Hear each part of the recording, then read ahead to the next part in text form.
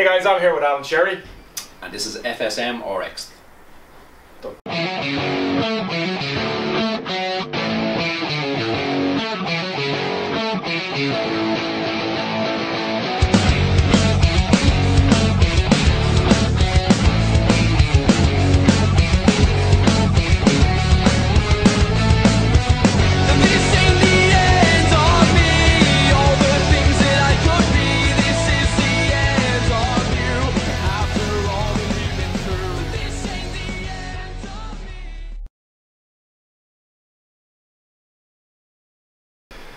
Hey guys, Stephen Kinsler here from FSM RX, and today I have Alan Sherry, actually CrossFit neighbour, just down the road from CSP. And Alan, thanks for being on the show.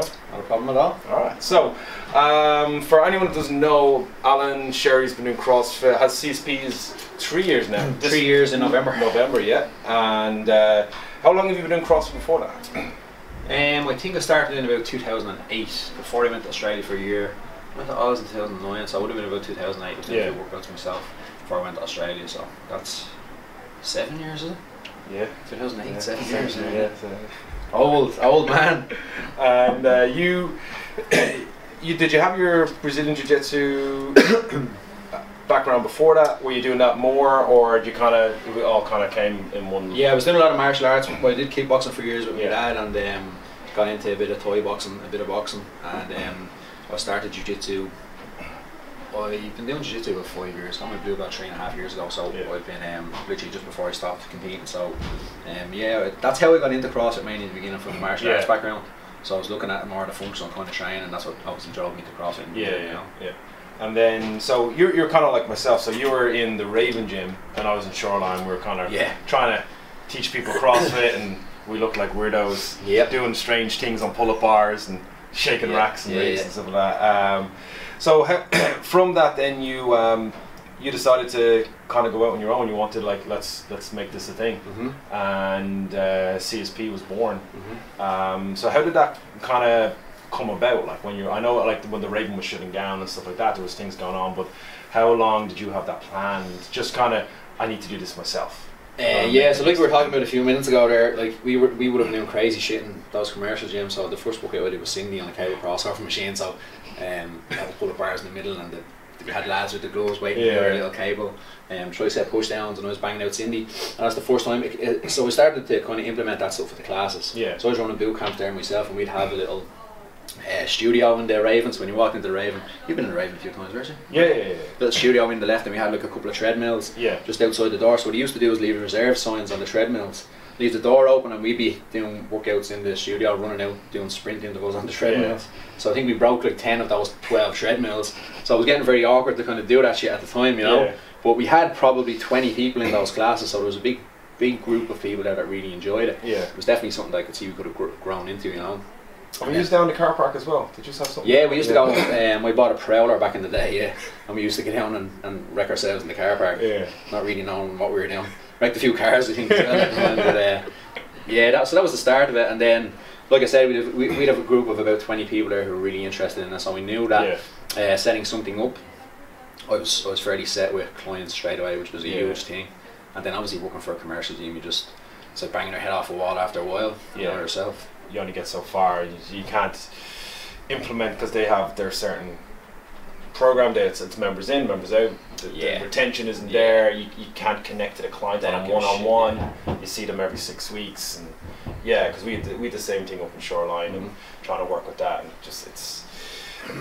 it is. And then the other trainers, no offense to any trainers, but some trainers just don't give a shit. And you kind of want to put a little bit more into your clientele, and that was amazing to me at the time as well. Like, a lot of other trainers just viewed it as a job. Like, you know, they weren't really interested in it at all. And that tells in their knowledge, I suppose, and how they treat clients too. Yeah, you know? They're not researching or reading books like constantly.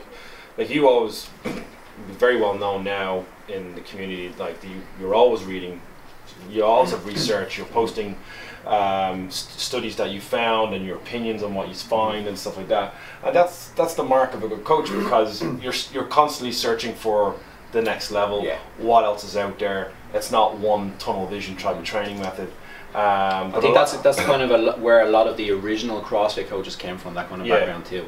So we would all have been very similar, stuck in maybe a situation like a commercial setting, but we were all looking for something better and to supply our clients with something better. You know, and that's basically how the whole community was born in this country. As far as I know, that's for me. I think Dave McConkey. I know he's not Dave. Dave. Dave's one of the originals as well. A very good friend of mine now. Westwood. Personal trainer. As far as I know, John, Stephen, Belton, they all worked together. They all worked in New U. But a lot of the guys, again, with commercial gym, and just kind of want. There has to be something more than that. Yeah. Because it's a harsh, like you just end up leaving. That's what a lot of lads are like. College, I don't know how many guys was in my college. There's only 2 of us that actually physically work in the industry. Still, one works for a hotel gym, and I have here. Right. Out of so one of you is happy and the other lads depressed. 83 lads, sorry, lads and girls who don't work in the industry anymore. Yeah. Like that's crazy. Because it's just there's nothing there for you. Yeah. So you're down on the Dargle. You're 7,000 square foot. 7,000 square foot, yeah. Very, very impressive. We were down there at your competition, doing a bit of judging.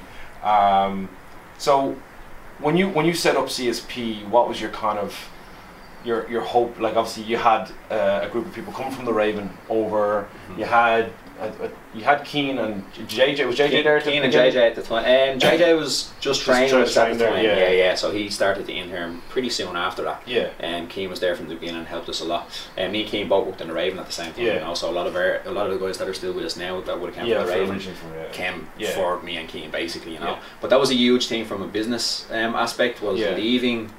I suppose the comfortable job and walking into set wage with 20 plus clients, you know, that's a big thing to have.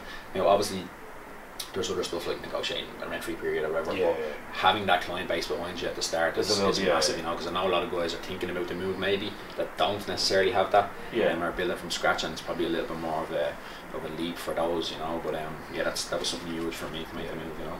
And then like with one of the things there, we're going to jump a little bit. Well, as a business owner, like you're a head coach, but you're also a business owner.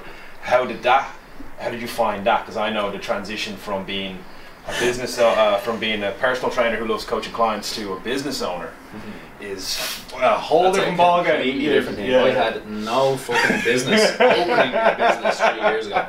No business whatsoever. Obviously, thinking you're a good coach or coaching some clients is completely different than opening the doors of a facility and starting to deal with councils and taxes and accountants and solicitors and all this kind of stuff, you know. And literally, I had no business opening a business 3 years ago. But, luckily, over time, you start to learn that stuff and figure stuff out and sort of that man out in the end eventually and all that kind of stuff. And once that's out of the way, then and you have your systems in place.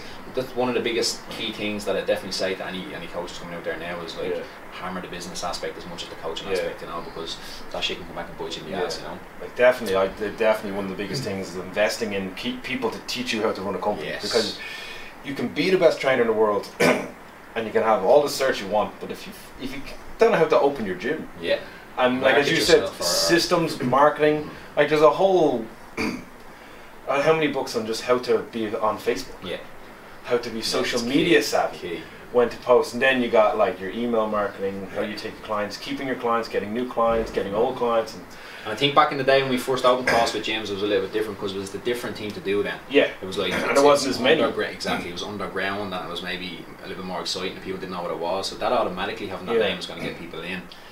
But now, unless you have those systems and that marketing and all those strategies in place, I was talking to someone the other day, I think it might have been actually Stephen, and he was saying that I think there's 93 or 94 affiliates in Ireland now, which is per capita the most affiliates anywhere in the world. And if you think about the way this country is populated between Dublin, Belfast, and maybe Galway and Cork, that's where most of those affiliates are going to be there, you know. So you really need to be able to offer something different and then get that message out there that you offer something different, you know. So that's a key for. That's a key. Well, I'd say is because Alan Fitzpatrick did his tour before the 150, and he called into some CrossFits that have closed. Like there's 5 CrossFits closed in 2015 so far. And again, it's because not surprising. Guy opened the gym. It's like what's kind of happened in Sandyford. It's been slightly saturated up there between CrossFits and just Origin Fitness, like there's a bunch of other strength and conditioning training. Like I know we're not too far away, and then the seafront, but Bray is the most populated town in Ireland, actually Europe as far as I'm aware, so we're pretty okay. Plenty of people to go around. There's a lot of people in Bray. And that's getting your message out there that you're different. It's a big key thing, you know, because I'm sure that people understand that. You can compare it down to Errors or being out to seafront or wherever it is. It's 3 different businesses completely different, 3 different ways, you know. Key. Like you're not too sure if other places are the same. You know. And I think like it's kind of the way we grew FSM to what my idea of what I want, and the way you grow CSP to what you want. There's 2 different things, and I know people used to say like I remember when I was at your conference, I can't remember which one it was, but someone came up to me and goes, "What are you doing here? Are you not meant to hate each other?" Yeah, no, I'm just down trying to steal some clients. You know, I think it was Alan, was it? Probably been Alan Fitzpatrick, yeah. It's kind of like, but that as well, that's a good point, because I think that as well comes from a kind of lack of knowledge with regards to business retention and marketing aspect of it, because people think if there's 2 or 3 CrossFit gyms in the same facility or area, they're all competing with each other, which isn't necessarily the case at all. You know, there's enough people out there for everybody. So I think that's once people get more educated with that stuff, that goes out the window. You know. Yeah, that's definitely. And so moving on to kind of like your training philosophy. So like every gym, as you said, like most CrossFits and most good coaches like FSM have a method that I want to run with, and it's the way I train my clients. Your philosophy, obviously you've done a lot of stuff at Westside Barbell, you've done most of the OPEX stuff, and Joel Jameson, you're kind of known for you've more certs than your fucking arm, like it's just so you should have spent some of that time getting some business and marketing stuff back in the day. That would have helped a lot. But now, but that's built you to the coach you are now, and like you've proven it with your powerlifters, your weightlifters, and you good CrossFitters. JJ when he's not injured. Exactly. And then you've got the likes like some younger guys coming up through the ranks and stuff Sean, like that. So for you, what is it that you look for when you're looking at your programming and stuff like that for your guys, for just your kind of broad CrossFitters? I run what I'd like to consider a very evidence-based program, very scientific.